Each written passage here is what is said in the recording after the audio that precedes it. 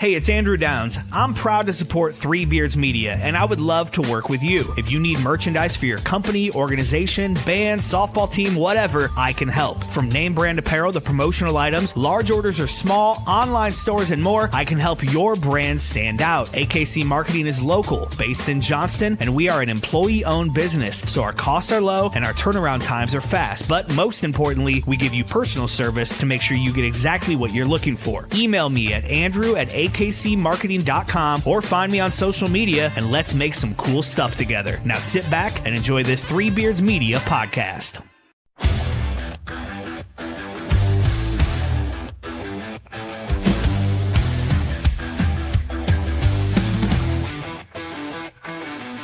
Red and gold on the edge of the sky, feel the rumble, hear the battle cry. Out in Ames where the storms ignite, we don't back down, we rise and fight. Jack Trice's name, yeah, it echoes strong. A story of honor still marches on. Through the rain, through the pain, through the fire we roar. 'Cause we were built to thrive in the eye of the storm. Feel the ground shake, hear the crowd roar. Cyclone power, can't take no more. Legends rise, this is our norm. We stand tall in the eye of the storm. There's a cyclone blowing on the outskirts tonight. Jack Trice shakes when the team takes flight. Buildings rocking, hear the magical. We rise together, we'll never fall. Feel the magic you can't deny. Marcus Spicer taking off straight to the sky. Brick, big play, Kirby making history. When the moment gets tough, that's the cyclone way. Through the trenches, through the lane, through the heat, through the rain. When the storm comes rolling, we embrace the fight. 'Cause the cyclones strike when the time is right. Feel the cyclones strike when the time is right. All right, the cyclone is striking and the time is right. Welcome back to In the Side of the Storm, where we talk all things cyclones.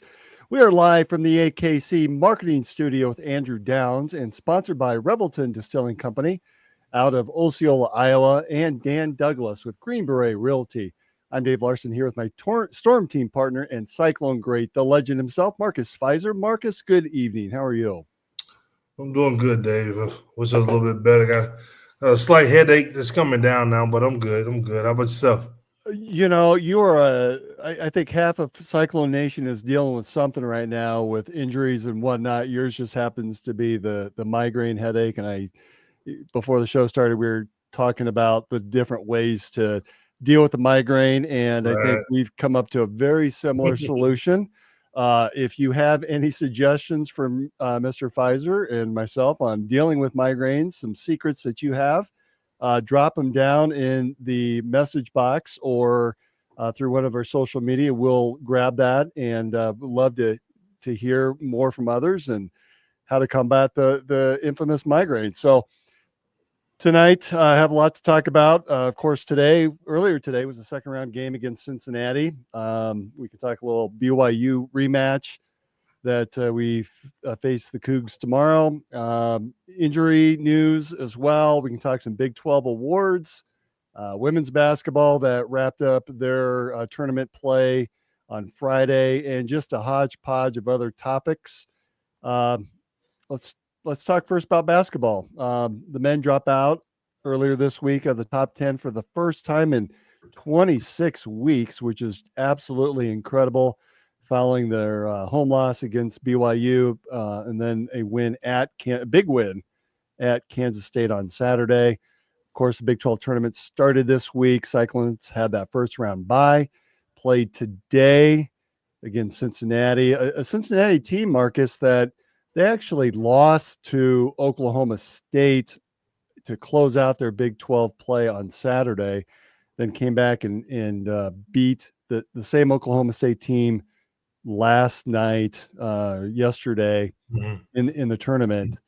Cyclones beat the Bearcats today, a game that most of us saw, and had some injury news. 76-56 was the final score in a game that I thought, Marcus, was marred by runs. Cyclones were the first team to make that run, got up, and it felt like the Bearcats just clawed their way back, got within about 6. Cyclones would go on another run. Bearcats would have to fight to get back. And that's something we've seen even this year out of our own team. Can you talk a little bit about how tough that is for a team to try to come back constantly when you're down 12, 14, and then have to try to fight back, and then you're kicked again with a couple big threes or some stellar defense. You're down again by 10, 12, 14, and then have to claw back. What is that like if you're on that side of the coin? Well, it's not fun. I mean, the key is not to get down by them much and have to try to fight your way back. It's very stressful, but the game is a game of runs. It's going to happen on no matter what level that you're playing at. College is a little bit different because you tend to have a lot better 3-point shooters. And if you get down big, everyone pretty much shoots it from deep. If you get down big, it's hard to claw your way back from a hole like that. But we're in the Big 12 tournament. We always know those type things happen. I put in the group early, when Colorado was playing, I said they playing like the old Cyclones of late, when they get down or come into the tournament and play the first 2 games and play extremely well. So to see Cincinnati come out, with some great athletes, they got some great athletes, some good shooters. We knew they weren't going to lay down, but once we buckled down, we were able to finish the job. Good evening to you, Joel, as well. Thanks for watching us on YouTube. Keyshawn Gilbert, Marcus, he's been struggling with what we had heard was a lower leg strain. Had in fact sat out Saturday's game win in Manhattan against Kansas State. Gave it a try today. Did not come out and play after halftime. Really, you could tell he was off his game. I remember saying I think he only shot like 3 shots, and that's not Keyshawn Gilbert. I remember one of his shots with an errant, wide open 3-pointer. No legs. Just you could tell something is still bothering him. I found it interesting though that he had a heat wrap around the waist, which would lead me to believe that it might be more of a back and nerve issue. Which for those of us who've had back issues, that could be really debilitating. I mean, that's something that's hard to come back. Yeah, that's one of the things. I've been pretty much blessed my whole career and I guess for life, never to really have a lot of back issues or any back problems at all. I remember as a kid, when I was younger, Jared Honeycutt, he and I laughed about it a couple of days ago, but Jared Honeycutt went to Tulane, played in the NBA. He's a couple years older than me. He went to Grambling High School from Arcadia High School. And so he opened up the gym. And, he was one of the older guys, before me, a hell of a player in Louisiana. So, I was excited. First time meeting him, wanted to play up against him. And he was older, stronger, and I'm playing against him. I drive past him, and he reaches over, and like caught the ball over my shoulder, and it twisted me. Man, it felt like somebody stuck a knife in my liver. And like I just stopped immediately, and I was done. And I remember that was the last time. And so, like, as a kid, you think about, man, is that going to happen again? Is that going to happen again? And by the grace of God, it hadn't happened before, but I remember, that pain. There's nothing you can do when you have like a back injury and stuff like that. Like, it's just, you never know when it's going to happen. And that's the thing. It's one of those things that can, bring you to your knees immediately because of any kind of situation. And as athletes, quick twitch fibers, muscles, your mind just tell you you're just hooping. So you never know when it's going to happen. So, I mean, I'm interested to see, what's the injury report. I mean, at this point, we're speculating. I kind of felt like, we spoke about it before. Maybe we should have rested them a little bit longer, even throughout the Big 12 tournament. I mean, we know we would love to win the tournament, but it's more important once you get into the NCAA tournament. And if we could have given them, a couple of games off, we fared well against Kansas State without them. We fared well against Cincinnati today. So I think if we would have gave them one more day, it would have been a lot better. But, in hindsight, everything is 2020, right? So I want to come back to that topic because we, For those of you who watch this program or listen on delayed podcast, we have a lot of great debate and great discussion through our text chain that many viewers would love to be a part of. And frankly, that's probably not a good thing for us because some of the things that are said. But, that is a topic that I want to get back to because I know you've got some passionate thoughts on that. So Keyshawn did not come back. I agree. I've got concerns. You could, if it is a back, you could throw that out just sneezing or walking up a flight of stairs. It's real easy to do, and it takes a while to fix it. So I don't know that we may not see him next week. I mean, I think we have to be somewhat honest. This has been something apparently that he's been fighting. So I'm at work during the game. I hate these tips. For me, it was 11:30. For you, it was what, 9:30? Yes. So I'm watching with one eye. I have to then use my lazy eye to work. And I was watching and participating in a training session about AI technology. So that actually was rather interesting. So I'm watching out of both eyes, trying to look at this. And again, it really was a lot of runs early on.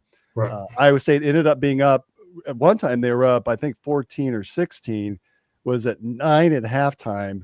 How did you feel at that point in terms of the game and the pace and the tempo and just where things were at that point in the contest? I mean, I felt like we weren't ever really in danger. I felt like, even without Keyshawn, the guys were good enough. Not to take anything away from anyone or Cincinnati. I just feel like we were a better team than Cincinnati, even though they're going to make a run. I mean, it gets scary. It happens all the time. Like I said earlier, Colorado has been playing well since they've been in the Big 12 tournament. So you never know what can happen. But, I felt like, they were going to make their run. They made their runs up and down. We were going to, with the guard leadership that we have, Tatum was going to be able to slow the process down and everything. And our bigs was going to be able to control the inside enough to, make baskets and get rebounds. And, not to say I was looking past Cincinnati, but I felt pretty confident about that one. More so, concerned about BYU, a tough BYU team that we just lost to at home. Wondering what that's going to be like without, one of our starters. Well, and you're playing against a team with a great player like Jizzle James. That's probably one of the coolest names I think I've ever seen that we've played against. I just love that. Love how it rolls off. Of course, Edgerrin James is NFL great, Edgerrin James' son. Right. You're right. I thought Tamin really played well. I mean, I think he finished with 16 points. Really was a calming influence on that team. He does so many things well. Yeah. When Cincinnati went on a run, he had a response. Yeah, he's pretty much been a grown man since he was in high school, even though he's so young.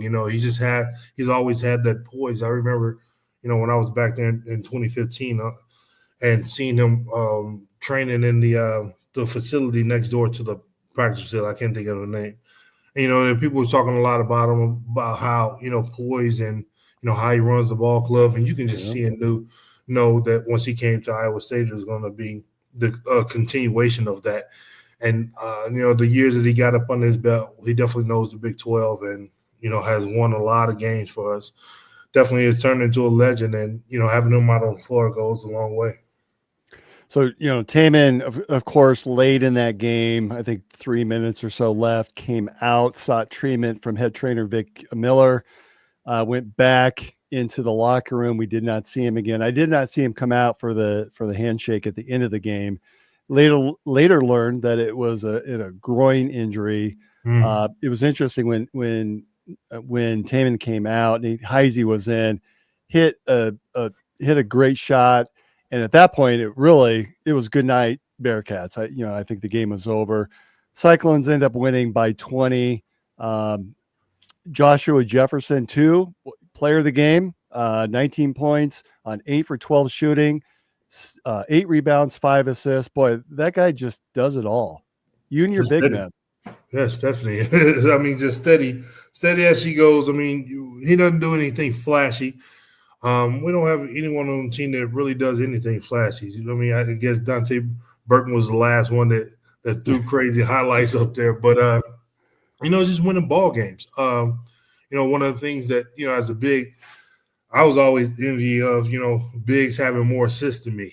And he passes the ball extremely well.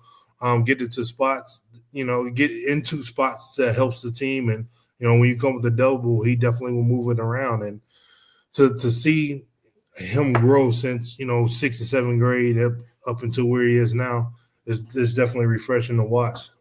Wait, so when you were playing, that was something you were thinking about, is how many assists you had versus the other bigs? Really? Absolutely. I mean, because I always blame Mike Nurse or whoever else can trail them for not making the shots that I passed on. I hated to look in the box score and see 1 assist, or if I had 0 assists. And I'm really trying to count in my head because I'm like, and I remember one pro game. Remember like yesterday, I had double figure points, double figure assists, and then had like 9 rebounds. You talk about something that burned me for months and months, because I'm normally a double rebounds and points. Never had 11 assists. I had 11 assists. I said, I know I got triple double was on the roll, and man, please. I saw that 9 rebounds. I was so upset. But that's something that I always think about. Chris Webber. Forwards like that can pass the ball, have a lot of assists. Has always been an envious thing for me. Well, in the NBA, you saw Joker, right, with 30, 20, 20. Oh, that was I think he's benefiting off of them shooting 83s a game now. It's absolutely ridiculous. But, yeah, that was a crazy stat line. I said, ain't no way he got 22 assists. But he did. Or 22 rebounds, 21 assists, something like that. And Big Dog lived up to his name. Deshaun Jackson scored a career high. Excuse me. He had a career high 15 rebounds, along with 10 points. They say it. I thought I heard on like the France said that he has an extra year or another year. I think a couple of these guys have. I don't know that Jackson has any remaining eligibility left. I think Curtis Jones has the option to come back for an additional COVID year. I think he said that about Deshaun too. He was saying something about TJ was telling them, he needed him to play a lot harder, which we saw flashes of it. I mean, I really don't know what it is. We know he can do it. At this point of the season, I wouldn't say that he's not in shape. Not accusing him of not being in shape at the beginning of the season, but man, if he can elevate that just a little bit, the sky's the limit for this ball club and the team. Well, especially when when you're a guy, maybe 2 guys down, and you can count on someone like Jackson to get 15 rebounds and clean up the boards. That's huge. Just dominate the inside. We don't need you to block everything like I teach my kids. Just adjust the shot. Make them throw it a little bit higher than normal, turn around, hit the rim, and get the board and go. So that's very, very important. Milan Momcilovic had 10 points, 3 for 5 from 3. Most of his damage, I think, was really done in that first half. Nate Heise had just 5 points, but boy, you could see his confidence. He's he had that technical foul over the weekend or was it last week? And but 2 for 2 from the field and 4 rebounds. He's you need a guy like that in your lineup that plays tough.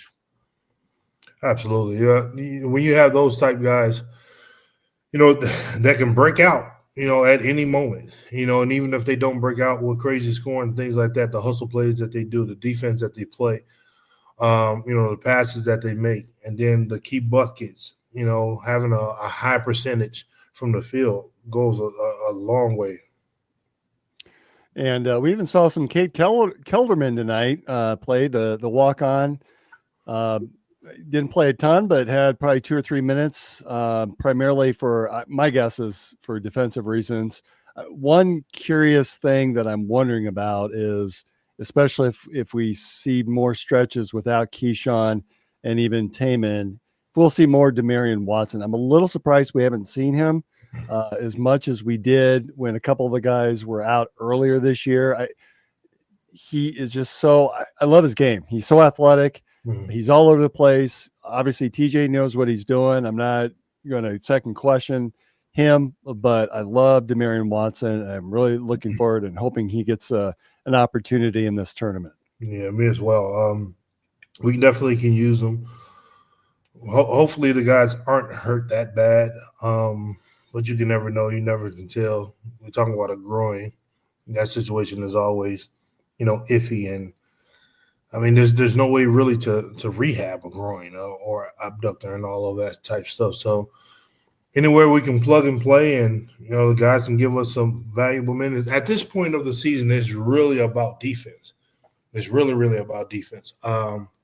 You're not going to see, probably why we're seeing Kelderman play, right? You're not going to see a ton of high-scoring games. You shouldn't. But if you do, it's one of those anomalies where, somebody has broke out and got hot.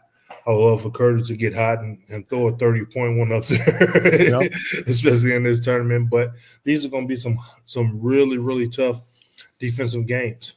You might see someone throw up 41 points like Eddie Brown did, right, on Friday? Well, whatever's clever in that tournament. All right, so Taman has already said he was interviewed after the game. He's already said, "Nah, I'm playing tomorrow." Sounds like TJ's non-committal on Keyshawn Gilbert, though. All right, Marcus Fizer, head coach of the Iowa State Cyclones. You're putting TJ's seat for the weekend, right, in the Big 12 tournament. You know that the NCAA tournament's coming up. Last year, we won. We crushed the Houston Cougars, who didn't seem to matter to anybody, did not move up our seed line last year. Right. Knowing where things are from a health perspective, what do you do as head coach? Do you start to sit players? Do you work on your do different things with rotations, knowing what you know now? At this point with our key guys, and it's not going to move the needle on the seeding, I'm sitting guys, especially my key guys like Taman and Keyshawn Gilbert and whoever else that may be ailing. I mean, this is the time where we know it's important to want to win the Big 12 tournament. That's very important, and it's a prestigious thing to do. But the bigger picture is the NCAA tournament, and that's one and done. I mean, we lose in the Big 12 tournament. We still fight whoever we're going to get when Selection Sunday comes around. But at this point, with my key guys down and against Houston or a BYU team, full strength, those are formidable foes to go up against. I'm not going to throw them out there, 50%, 75% and risk them really being out, just to try to get through this tournament. I think we're good enough to continuously compete without them. But if they need rest, they need rest. It's just the nature of the game. Injuries are going to happen and going to occur. And with some injuries, you have to rest it. There's, like I said, there's no way to really rehab, a groin. There's no way really, if you have back issues, to really rehab that. I mean, ice and stem and treatment and stuff like that. But, if it's something dealing with the muscle that's pulled or compromised, you got to give that rest. Now, the context of that question has really changed from this weekend, right? I mean, up until then, Keyshawn, we thought was just sitting. Yeah, we thought he was just sitting for Saturday or for that last game of the Big 12 against Kansas State. We thought, okay, makes sense. Get him healthy, get him rested, be ready to go on Wednesday, believing we had 4 games back to back in the Big 12, up to 4 games in the Big 12 tournament. Does your mindset change at all if he is healthy? If he's healthy, yes. Him sitting Saturday, Vic, TJ, all of them know more of the severity of the injury than we do. But I mean, whatever was going on for him not to play Saturday could be lingering what happened to him in the game today. If it's really, really that tough of an injury, listen, I'm telling you, I would have had to, speak to Cyclone Nation, let them know we're going to put the best team out there to go out there and compete. But we got guys that are ailing, and we know that the bigger picture is the NCAA tournament. We would love to win the Big 12. The Big 12 is tough.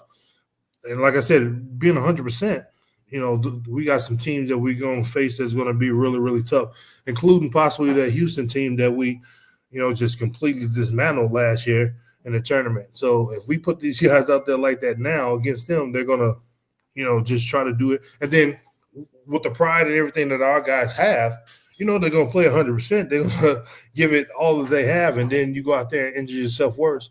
What does that, benefit us? So I want to ask you about that. Joel here is on YouTube, and he agrees with you. He says we need the rest and to get ready for the big dance. So let me flip that question around a little bit. Again, the context has changed from our text chain over the weekend where we thought, okay, the goal is to get healthy. Clearly, we've got some guys now that are on the struggle bus. Keyshawn, we're really uncertain about. Taman now with a groin issue. How do you tell a guy like Taman Lipsey who puts his heart and soul out there? How do you tell Joshua Jefferson, who has given his all these guys are competitors, right? They've been working their butts off all season long. They don't want to lose. That they've got some games up here with some revenge in mind. How do you go to them and sit down and say, hey, I'm doing this for the team. Let's get ready for the tournament? Or what's your approach then with some of these guys that they're dogs. They want to win. You're not playing. I mean, simple as that. Like, I have to, because you got to put it in the context of little small injuries turn into big injuries if they're not healed completely. I mean, we don't know what the case may be. Knock on wood, Jamin groin isn't that bad. One bad turn or whatever, and that thing splits. We're into November, December, until the next year before we see him again healthy, if surgery has to happen and all that type of stuff. And like I said, we don't know the severity of the injuries. I'm sure Vic does and the coaching staff does or whatever. But if there's any kind of – we got to come to an agreement and understand that, as a father, as a coach, as, the leader of the team, we got to look at the bigger picture for, your career, the program, and going into the tournament. If you're not even healthy enough to play in the NCAA tournament, then it's the same thing, basically. We know everybody wants to play in this tournament, how big it is and everything, but if we got to rest, we got to rest. As Marcus Fizer, the player, and if Coach Eustace had said, Marcus, I got to sit you, we're getting ready for the big dance. Does Marcus Fizer play? I would again, depending on the injury. If it's a twisted ankle or something like that, then I'm playing. If it's something like a back or a groin, and I feel a little inkling or something, then no. I mean, I was blessed. I don't think I missed a game in college. Have you played with groin injury, whether in college or pros? Well, I never had any injury really in high school. It wasn't until I got to the pros I started, tearing ACLs like crazy. But I mean, in the pros is so much. In the pros is so much different. A lot of guys get so much flack about not. Once the trainer say X, Y, and Z, it don't matter what the coach say. It don't matter what the owner say. It's what the trainer say. And you see LeBron. He's out for 2 or 3 weeks, and then you got Taman going, I'm playing tomorrow. Yeah, it's what the trainer said. A lot of people give Embiid flack about not playing back to back.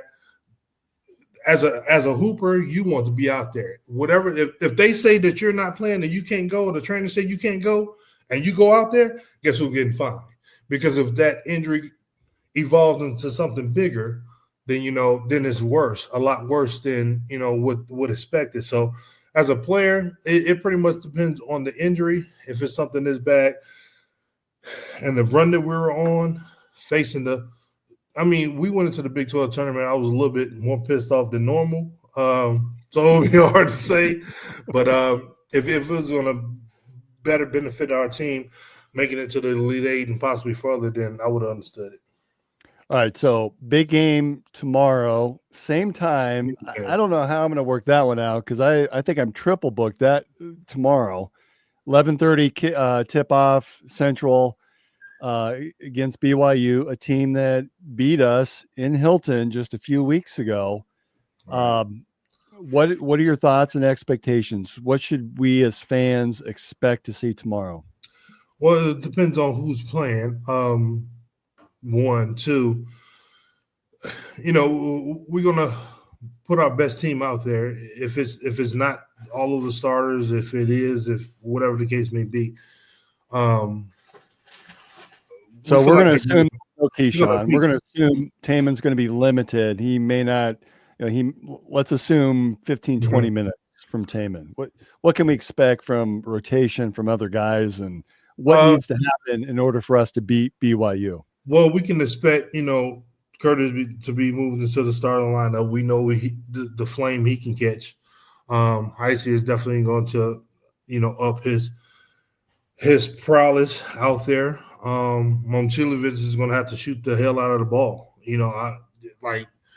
17 to 20 attempt game. I mean, just let it fly. I mean, what's the worst case that can happen? They go in, with his ability and his talent. And, our business got to control everything on the inside and out. So, play the defense we're capable of doing. Them two key players not playing there, they're going to expect us not to play or be as good as we should be. But I think, we should be okay. I think losing at home to BYU was something that, made them feel like, okay, we should have played better. We could have played better. We ended up losing it like we did at K-State, and there's some things we got to do to, make the game ugly and win it. How about we put Josh Jefferson at point guard? Hell no. Oh, come on. He's fun. I love to watch him bring it up. So right. And then I'm gonna see in the stats that he got 2 rebounds, and I'm gonna be like, Well, but he'll have 12. I bet he has 11 or 12 assists. Possibly, but no. We let him stay at the 4. All right. So Big 12 awards were handed out earlier this week. Mr. Jefferson was named second team All Big 12 and the All Big 12 newcomer on the newcomer team. That's a fourth straight season that Iowa State has had representation, which tells you a lot about our recruiting and ability to bring new guys in that can contribute to the program and to the conference overall. Curtis Jones, no surprise there, first team All Big 12 and 6th man of the year. We can probably expect to see him named to some of those lists for the national, some of the national awards as well.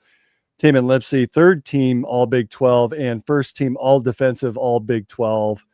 Keyshawn, 3rd team All Big 12. So congratulations. We're getting some recognition from some of those guys, and hats off to those Cyclones. Yeah, congrats. I remember my last year when Jamal Tinsley made first team All Defense. Was he the defensive player of the year? I don't remember if he was defensive player of the year or he made first. I know he made first team All Defense, and you, Stacy, was pissed. What? Oh, because Jamal got a long wingspan, so he gets a lot of steals. Yeah. But actual defense, standing front guys, he wasn't the best at that. But the voters vote for whatever they. Oh my God, he was so pissed, and we were laughing like crazy because he was like, "Hey, the man that made all defense, that means he's playing defense." It was so funny. Yeah, it does. All right.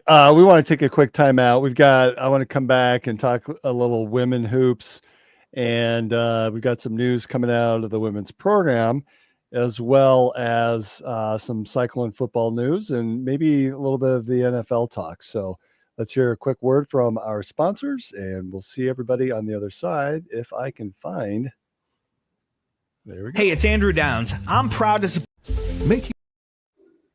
Making great tasting bourbon requires the perfect combination of ingredients, conditions, and time.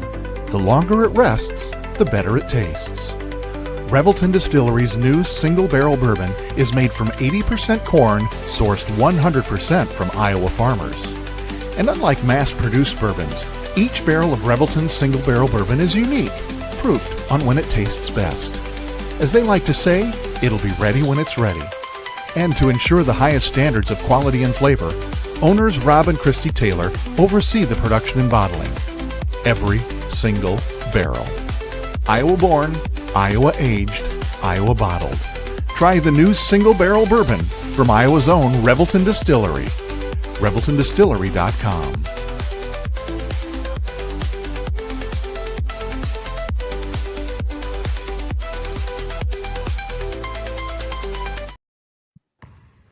When energy meets precision, anything is possible.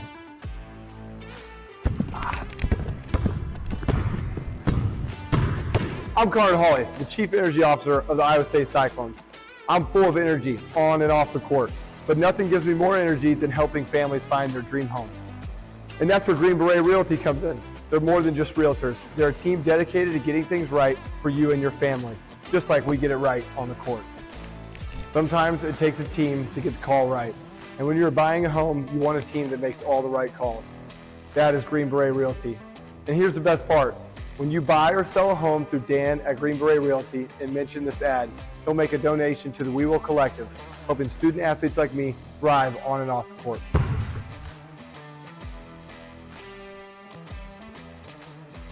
Green Beret Realty, because getting the call right means everything.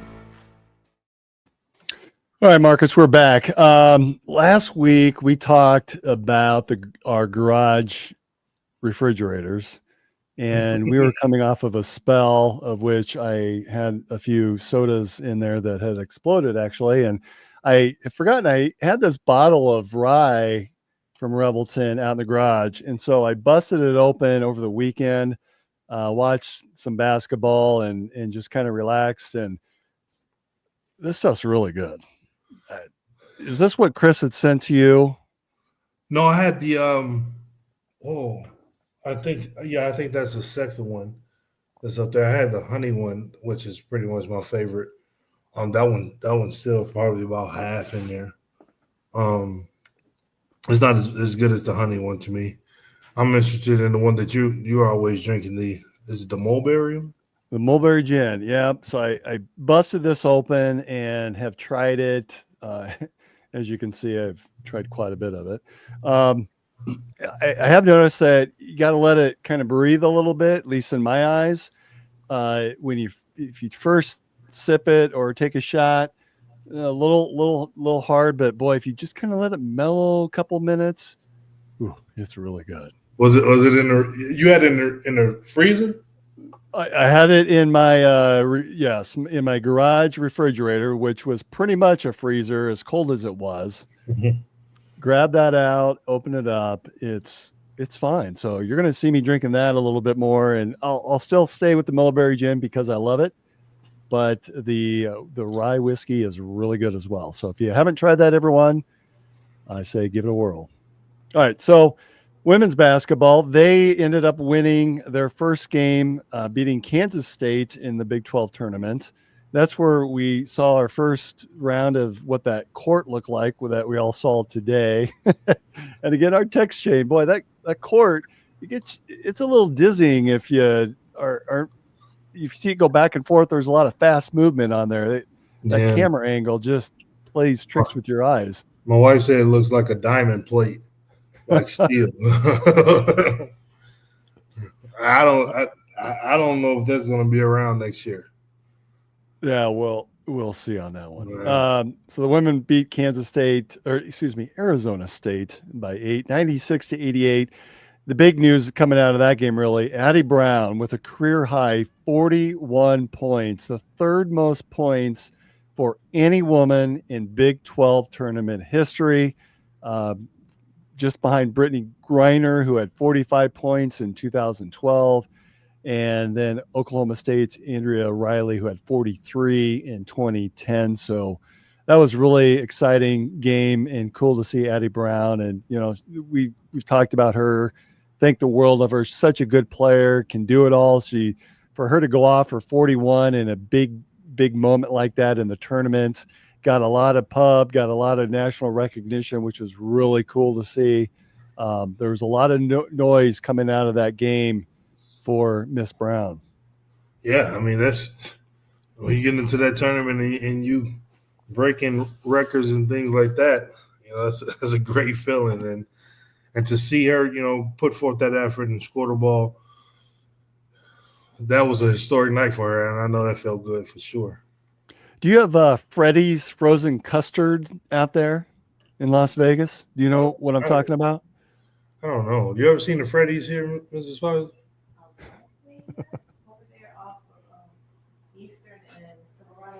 Oh yeah, there's one that we see like over near one of our daughter's schools, but I never had it. It's like has steak burgers and stuff too, right? Yes. Yeah, So that's it, right next to Krispy Kreme.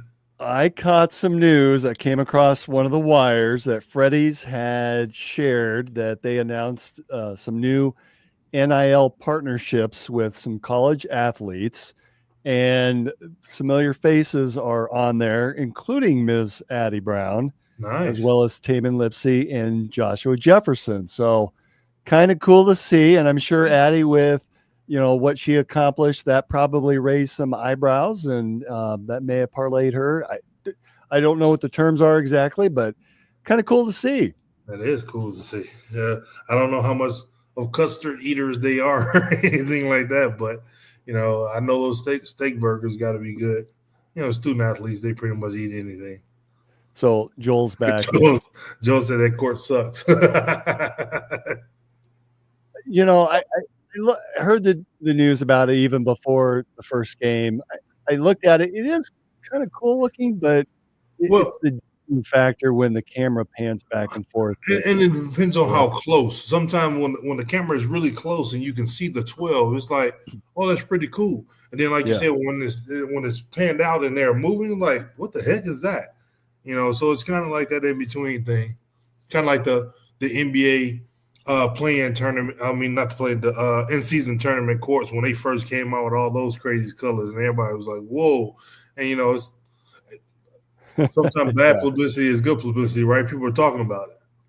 Well, and was it an NBA All-Star game in Indianapolis a couple of years ago? Wasn't there a wild court out there too that started like LED trend? court or something like that? It's like when you started getting too gimmicky with stuff, like with like basketball history and pastime, something you just want them to be, because like the Celtics just lost to my Thunder, OKC Thunder, and like the Celtics the other day, they had never changed their jerseys. This has always been that green and white, same font and all of that. And they had these weird jerseys on the other day, and I said they hadn't done that ever in the history. But once you change it and do something like that, and people know and recognize, it's like, I don't know if I like that too much. Kind of like the Navy jerseys that Larry Stacey brought into the Iowa State. The yellows. No, the yellows was there. He brought the Navy ones. He brought the Navy blue ones in, and man, he got a lot of letters from the alumni. He was like, "Oh, we're playing in the blue." he didn't care. Now, I wonder, the whole uniform color thing continues to harass the Iowa State community. I wonder if fans would prefer the tertiary blue or the black. To me, I like the black much better than the tertiary blue. Yeah, I like the black too. The black really stands out. It's that calming of the difference of the norm. That or that like they really like that light gray or that darkish gray. Yeah. Those are fine to me. Like those as well. So the women, then they lost Friday night to the 2-seed Baylor by 6. Ultimately, Baylor made it to the championship game, losing 64-59 to a really good TCU team. Yeah. Cyclones finished their regular and tournament season 22-11, and right now just waiting for the NCAA tournament to reveal to see where they're going. We expect them to be in the field. I think there's some questions on how high a seed and whether they may have to play in a play-in game in order to continue on. I really hate this long layoff for the ladies, but I imagine the players are probably welcoming it. It's something that the men probably wouldn't mind having at this point in the season. Right. I think with the history and how strong the team has been, the talent that we have, I can see like any kind of play-in situation will happen. I feel like we should be strong until. I mean, the Big 12 is what the Big 12 is. Like, you know, I see like the University of Texas men are on the bubble, and I think their conference record was like 6-11 or something like that. So I'm like, from the history, how good teams are in the conference and everything like that. That type of stuff really does matter. So we finished strong. We do have a strong team. Do have a lot of good, talented players, and I think that speaks for itself. I need to call you out on something. A couple of minutes ago, you made reference to my OKC Thunder. You've also made reference in the past to my Bulls, my Bucks. How many teams do you have? Well, I played for these organizations. How many teams do you get to have? I mean, what about all of the organizations that you play for? They're all your teams? All of the organizations that you play for. I played in Oklahoma City. I played in Milwaukee. I played in Chicago. I played in Seattle for a little time when they were up in Seattle. So, I mean, these are the organizations I play for. The Pelicans, the New Orleans organization, I play for that organization. So those are pretty much my teams. The Thunder, the Bucks, the Bulls, and the Pelicans. All right. I'll give you that. Former women's Cyclone basketball player and really a great player, Ashley Jones, signed a training camp contract with the Atlanta Dream with the WNBA. She's been playing overseas in Europe and was last in the WNBA in 2023. In fact, she split time, I believe, between three different teams, Dallas, who she was drafted by, Phoenix, and then the Las Vegas Aces. She actually has a championship ring because she appeared in 2 games for the Aces. So when they won in 2023, she got a ring for that. I know there's a big difference between the NBA and European ball, or WNBA and European ball. What you've played in Europe. What's some of those differences that she can expect now that she's back competing for a spot back in the WNBA? Well, there's always a fine line of when people are trying to understand the differences. To me, European basketball is way harder. I'm not saying that they have the best talent, way harder of leagues and play and everything like that. Is that just because the travel, the language? I mean, just how hard players play and the things that they do versus, in the United States. I remember a couple years ago, Von Wafer is from where I'm from in Louisiana. And, so we were back at my high school playing. We got a few other pros in that area that we were getting to run. And one of the pros' little brother, was not there. When we were expecting him, he was still in college. We were expecting him to be there, senior in college, whatever. And, he had some opportunities to go overseas and play overseas. And I remember, Von Wafer saying, people saying, well, he's just going to go overseas. And I remember Von saying, he don't want that overseas. I mean, it's just such a different beast and a different dynamic of how much harder they play. Now again, the talent in the NBAs are a lot higher, a lot better. But over there, man, it's 100 miles per hour, dribble, penetrating kick. And before you know it, somebody's shooting from 40 feet and is going through the basket. That kind of basketball is like, man, it's so tough. So if you're able to have success over there and then come back, learn some, tricks and things like that, I think it'll be a lot easier. Well, Marcus, I don't need you to knock down your scanner or your walls over there. What's going on? No, that's my broken microphone that my kids having to do. It's just over there. I got a 7'3" wingspan, so my arms are long. It's just hitting stuff. I get it. Marcus Jr. coming back for spring break at all? Absolutely. I looking on the things now for he's going to come back on next Thursday on the 20th to the 30th. So I was just looking at flights and just going in my head like how that grocery bill is going to go through the roof. Speaking of spring break, we've got spring football coming up. Starts March 25th. The football team announced a new hire, former NFL player Bryce Pop, who's been up. I think a lot of us in the Midwest have known him. He played for the Packers for a while. Has been a defensive line coach up at UNI. Comes down to Ames. He'll be an assistant defensive line coach with the Cyclones as well. So that's pretty cool to have someone of his stature and his experience level join as a member of the coaching staff. Yeah, well, we getting some good key guys in to continue this tradition of winning. You know, I met an older couple earlier at the grocery store. Older guy, and he recognized me. He's like, you know, Pfizer for Iowa State, and I know you wearing your Iowa State hat, but he was behind me. He was behind me, and so like when I turned around, he was like, yeah, he's like, I went to Ohio State. He looked like he maybe be about 12, 15 years older than me. He's like, yeah, I went to Ohio State. He was like, your coach is from my hometown. I was like, oh, so you know, you Campbell. I said they confuse Iowa State with Ohio State a lot. I said, but you know, we're both doing pretty well. Even though you guys won the national championships, but you know, we think we got a guy, Ohio guy, that's going to move us closer to that feat. So I mean, it's always good to see.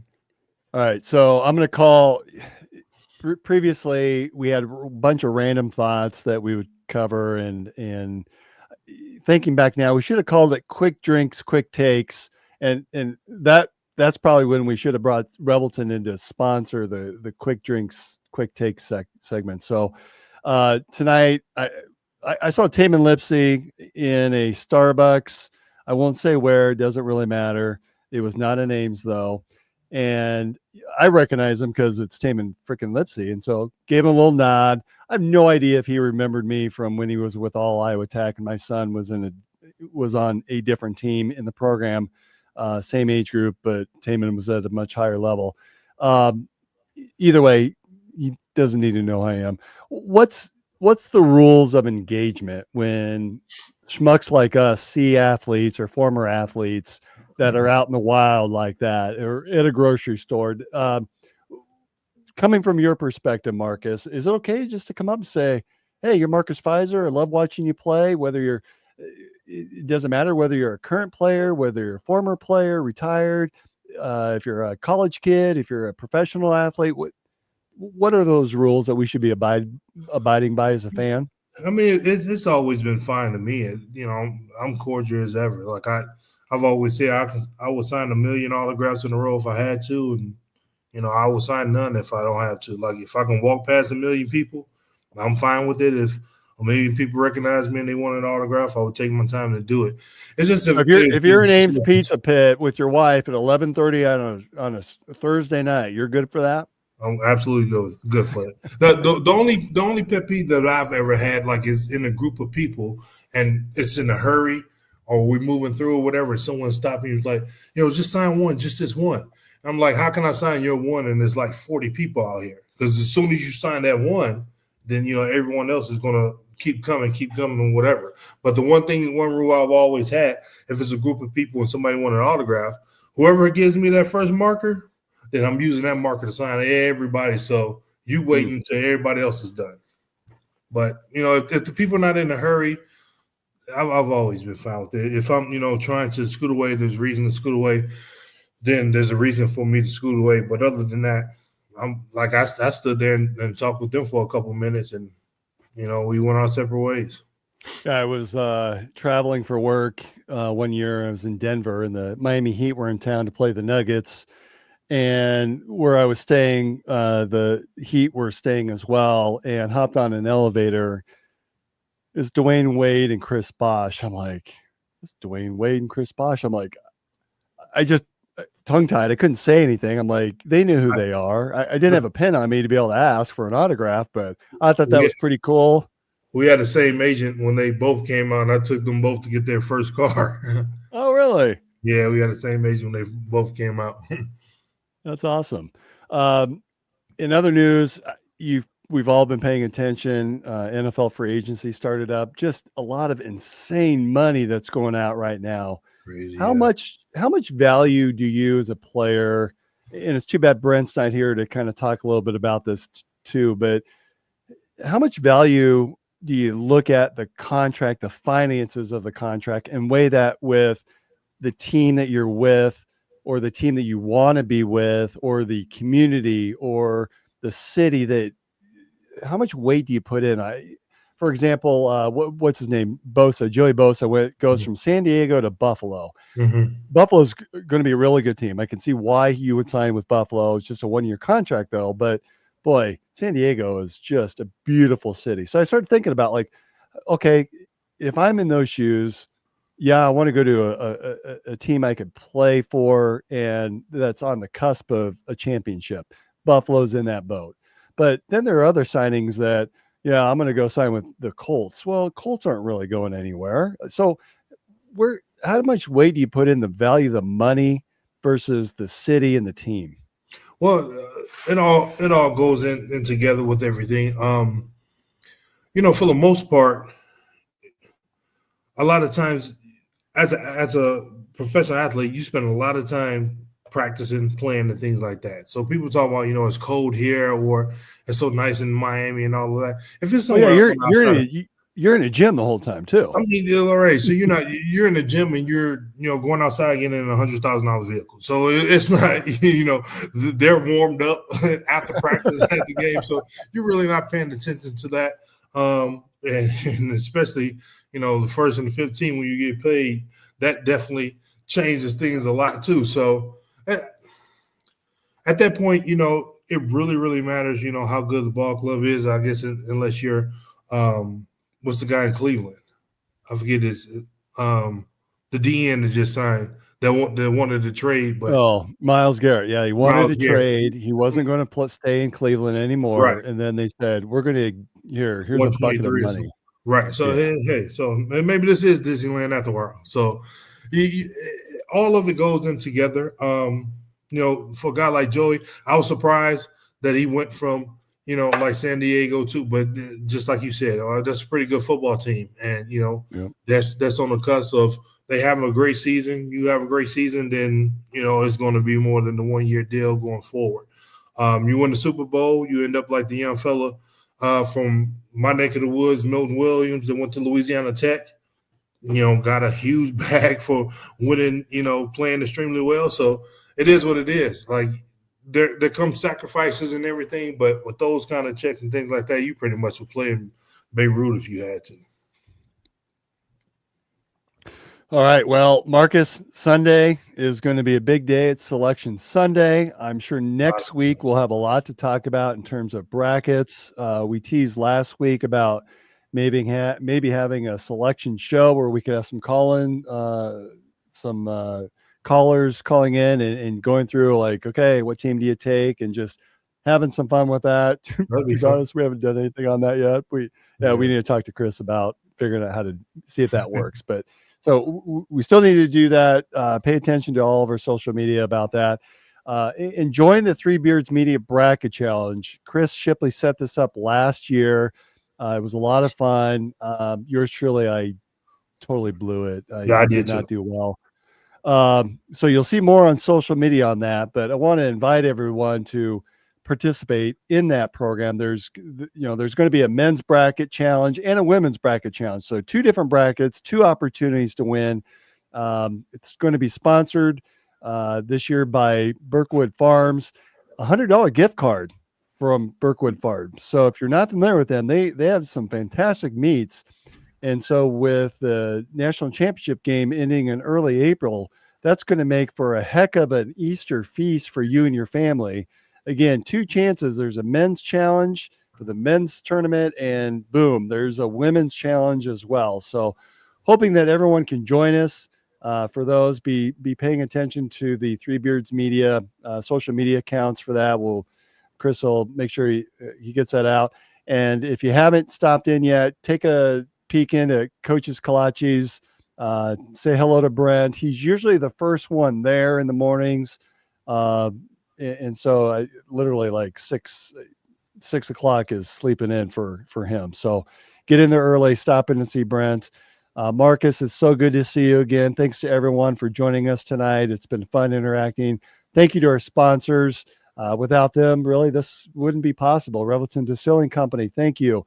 Green Beret Realty, appreciate you over there, Dan, and also to our studio sponsor, Andrew Downs and AKC Marketing. So tomorrow, big game, BYU at 11:30. That's it, everyone. Good night and go Cyclones. Go Cyclones.